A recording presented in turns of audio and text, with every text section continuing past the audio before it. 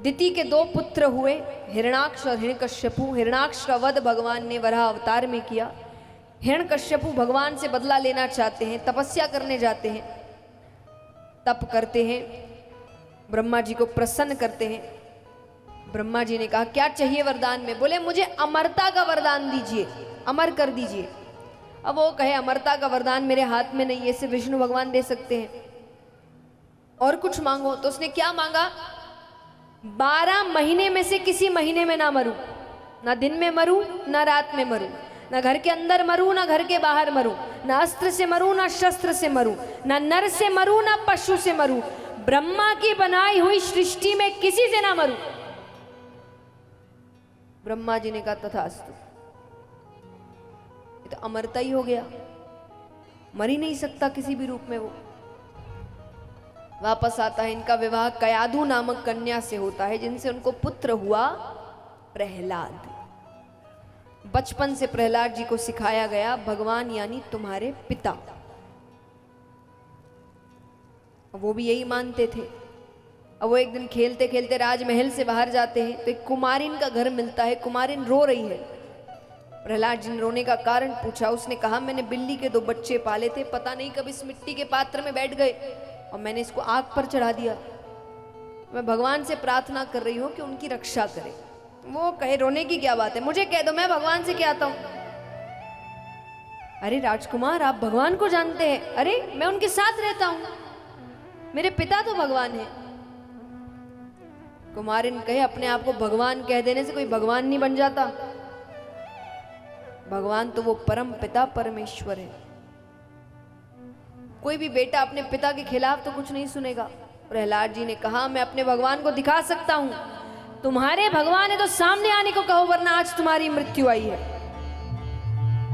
अब वो रोते हुए भगवान को पुकारती है। ये तो भगवान की लीला है, भगवान आएंगे नहीं, दर्शन देंगे नहीं तो भक्त बनेगा कैसे।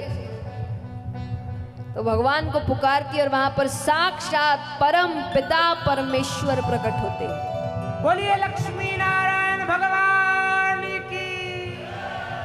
अब वो रूप देखकर तो प्रहलाद जी के हाथ से तलवार छूट गई।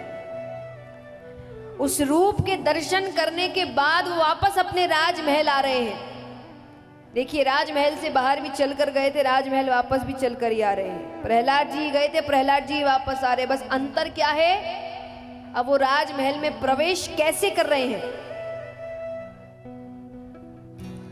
श्रीमन नारायण नारायण हरि हरि श्रीमन। तो भगवान का नाम लेते लेते राजमहल के अंदर प्रवेश कर रहे हैं। प्रवेश कर रहे हैं तो हरि नाम नारायण। राजा सुनते हैं, राजा कहे कौन है जो मेरे राज्य में मेरे ही शत्रु का नाम ले रहा है। सबने कहा राजकुमार प्रहलाद है। तो उनको गुरुकुल भेजा जाता है। गुरुकुल कौन सा, हमारा आपका नहीं। जैसे राजा के बच्चे पढ़ने जाते थे वैसे राक्षसों के बच्चे भी तो जाते हैं। उनके लिए अपना अलग गुरुकुल था जहाँ राक्षसी विद्या सिखाई जाती थी, बच्चों को राक्षस बनाया जाता था। तो वहां लेकर गए और उनसे कहा गया कि इसको सिखाओ भगवान यानी इसके पिता। ठीक है, लेकर गए, उनको बैठाया जाता है। अब कहा गया कहो हिरण्यकश्यपु नमो नमः।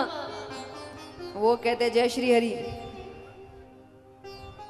अरे गुरु जी कहे हम किसी हरि को नहीं जानते।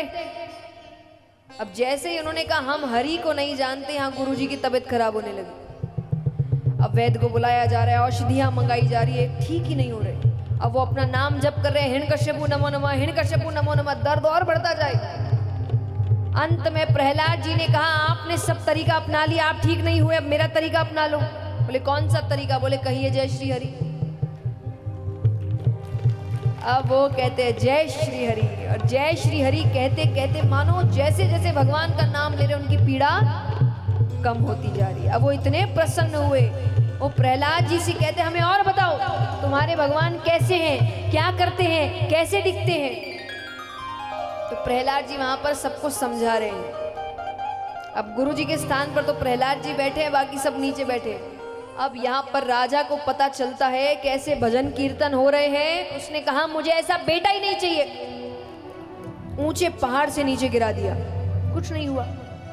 जलाकर मारने की कोशिश की, कुछ नहीं हुआ। विष देकर मारने की कोशिश की, कुछ नहीं हुआ। गरम गरम खौलते हुए तेल में डाला गया, कुछ नहीं हुआ। क्योंकि जाको राखे साइया मार सके ना कोई। जिसके सर पर भगवान का हाथ है उसका कोई कुछ नहीं बिगाड़ सकता। अंत में राजा बीच सभा में लेकर आते हैं। अब राजा कह रहे हैं आखिरी बार पूछ रहा हूं, बता दे भगवान कौन है। वो कहे केवल हरि, केवल श्री हरि। बोले ये तुम नहीं, तुम्हारी मृत्यु बोल रही है। तलवार निकालते हैं, मार नहीं लगते हैं कि बीच में माता कयादू आ जाती है, माता की मृत्यु हो जाती है। अब राजा कहे तुम्हारे कारण तुम्हारी माता की मृत्यु हो गई। जब व्यक्ति भगवान से बहुत प्रेम करने लगता है ना, उसको दुनिया अच्छी नहीं लगती, उसको फिर दुनिया में रहना अच्छा। तो प्रहलाद जी को इतना प्रेम हो गया है कि आज उनके लिए मृत्यु दुख की बात नहीं है। उनके लिए मृत्यु ऐसी बात है कि आजाद हो गए, भगवान के पास चले गए। वो कहे ये रोने की बात नहीं है, ये तो और भगवान को मनाने की बात है। माता की मृत्यु नहीं हुई, माता तो हरि की हो गई। अब सोचिए उस बच्चे को डर नहीं लग रहा।